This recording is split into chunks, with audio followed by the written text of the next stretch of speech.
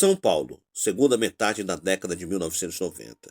Em meio à rotina agitada da maior cidade do país, dezenas de mulheres saíam de casa em busca de uma oportunidade de trabalho, sem imaginar que algumas delas jamais voltariam. Enquanto a polícia tentava ligar os poucos indícios existentes, um predador circulava livremente pelas ruas, escolhendo cuidadosamente suas vítimas e escondendo seus crimes em uma região de mata conhecida como Parque do Estado. Durante meses, famílias viveram a angústia do desaparecimento de filhas, irmãs e amigas. A cada novo corpo encontrado, aumentava a sensação de medo e insegurança. Quem era aquele homem? Como conseguia conquistar a confiança das vítimas? E por que demorou tanto para ser identificado? O caso, que ficou conhecido como do Maníaco do Parque, chocou o Brasil não apenas pela brutalidade dos assassinatos, mas também pelas falhas na investigação e pelas marcas que deixou na história da segurança pública do país. Hoje vamos conhecer, com respeito às vítimas e aos seus familiares, toda a trajetória desse caso, desde os primeiros desaparecimentos até a prisão de Francisco de Assis Pereira, o homem que aterrorizou São Paulo e se tornou um dos criminosos mais conhecidos da história brasileira. Eu sou o Sidney Góes e você está na Hora do Medo. Se inscreva no canal, deixe seu like e vem comigo que no caminho eu te explico.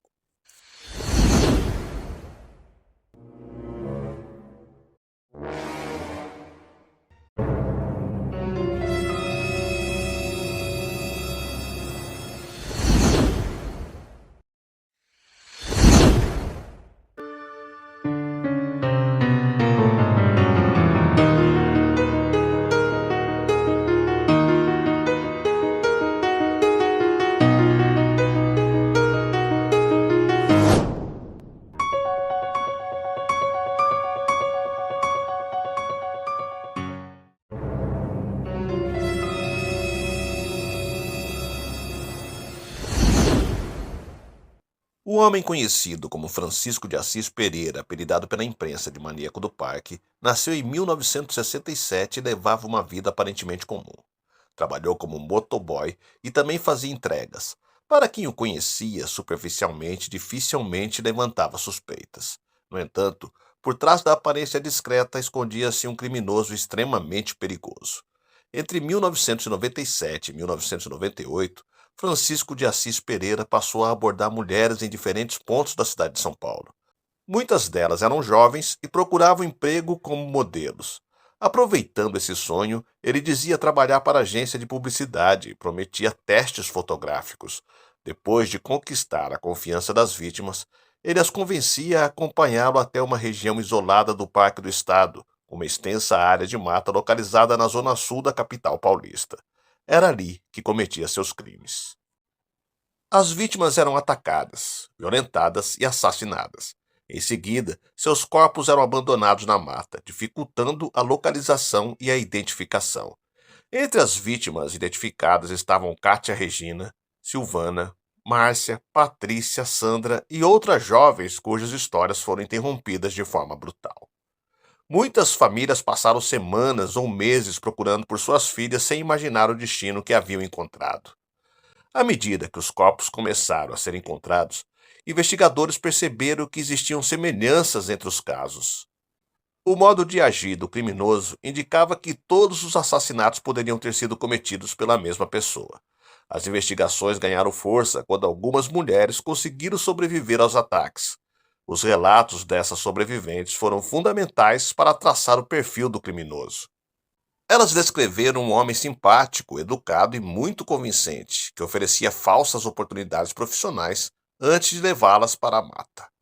Com essas informações, a polícia iniciou uma grande operação para identificar o suspeito. As investigações foram conduzidas por equipes da Polícia Civil de São Paulo, que reuniram depoimentos, cruzaram informações e divulgaram retratos falados. Pouco tempo depois, o nome de Francisco de Assis Pereira surgiu como principal suspeito. Quando percebeu que estava sendo procurado, ele fugiu, iniciando uma intensa caçada policial. Sua fotografia foi divulgada em jornais e programas de televisão de todo o país. O rosto do suspeito passou a ser conhecido nacionalmente. Após alguns dias foragido, Francisco de Assis Pereira foi localizado e preso no Rio Grande do Sul, encerrando uma das maiores buscas policiais da época. Durante os interrogatórios, ele confessou diversos assassinatos e revelou detalhes que chocaram investigadores e a população. Embora tenha admitido vários crimes, o número exato de vítimas nunca foi completamente esclarecido. A justiça reconheceu sua responsabilidade em vários homicídios, estupros e outros crimes graves. As condenações somaram centenas de anos de prisão. Pela legislação brasileira, entretanto, o tempo efetivo de cumprimento da pena segue os limites estabelecidos pela lei. O caso provocou enorme repercussão nacional. A imprensa acompanhou cada etapa das investigações e milhares de pessoas passaram a discutir a importância de cuidados ao aceitar propostas de emprego feitas por desconhecidos. Também ficou evidente a necessidade de aperfeiçoar a integração entre investigações de desaparecimentos e homicídios, além de fortalecer mecanismos de proteção às mulheres. Mesmo décadas depois, o nome Francisco de Assis Pereira continua sendo lembrado como símbolo de um dos mais graves casos de violência em série registrados no Brasil. Por trás das manchetes, porém, existem famílias que perderam pessoas queridas e carregam até hoje a dor causada por esses crimes. É importante lembrar que cada vítima tinha sonhos, projetos e uma história que foi interrompida de maneira cruel. O caso do maníaco do parque também nos ensina que a prevenção continua sendo essencial. Desconfiar de propostas de trabalho sem comprovação, informar familiares sobre deslocamentos, marcar encontros em locais públicos e verificar a credibilidade de empresas são atitudes que podem reduzir riscos.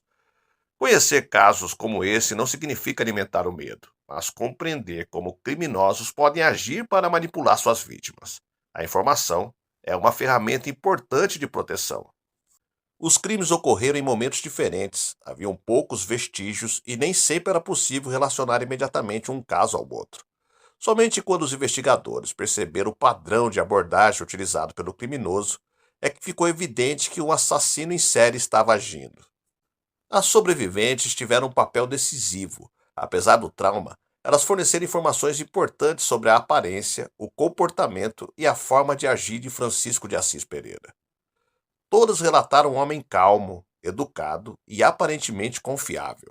Essa era justamente uma das características mais perigosas do criminoso. Ele não utilizava a força para convencer as vítimas a acompanhá-lo.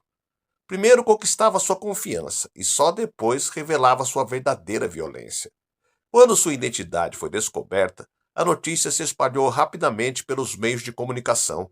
Em poucos dias, o rosto de Francisco de Assis Pereira estampava jornais, revistas e telejornais de todo o Brasil. A polícia recebeu diversas denúncias sobre possíveis locais onde ele poderia estar escondido. Percebendo que o cerco estava se fechando, Francisco de Assis Pereira fugiu do estado de São Paulo. Durante dias viveu utilizando nomes falsos e contando com a ajuda de pessoas que desconheciam sua verdadeira identidade. A fuga terminou no Rio Grande do Sul. Após receber informações sobre seu paradeiro, policiais localizaram e prenderam o criminoso sem que houvesse confronto. A notícia da prisão ganhou destaque nacional e trouxe um sentimento de alívio para muitas famílias, embora nenhuma prisão pudesse reparar a dor causada às vítimas. Nos interrogatórios, Francisco de Assis Pereira demonstrou frieza ao descrever parte dos crimes.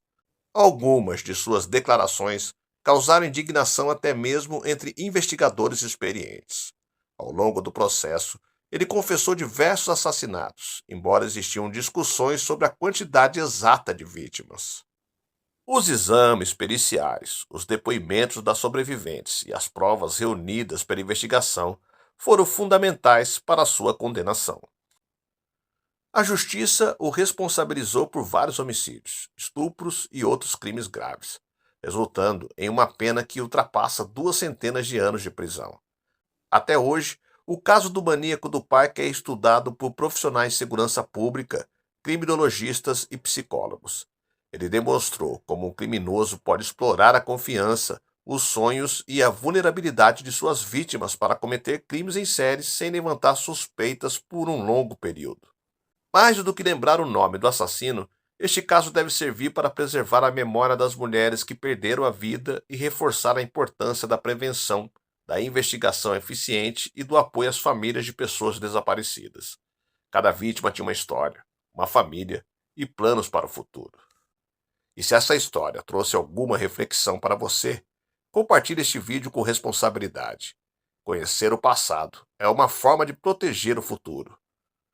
Muito obrigado por acompanhar este vídeo até o final. Se você gosta de conteúdos que contam casos reais com respeito às vítimas e compromisso com a informação, inscreva-se no canal, dê seu like e ative as notificações para não perder os próximos vídeos. Até o próximo caso.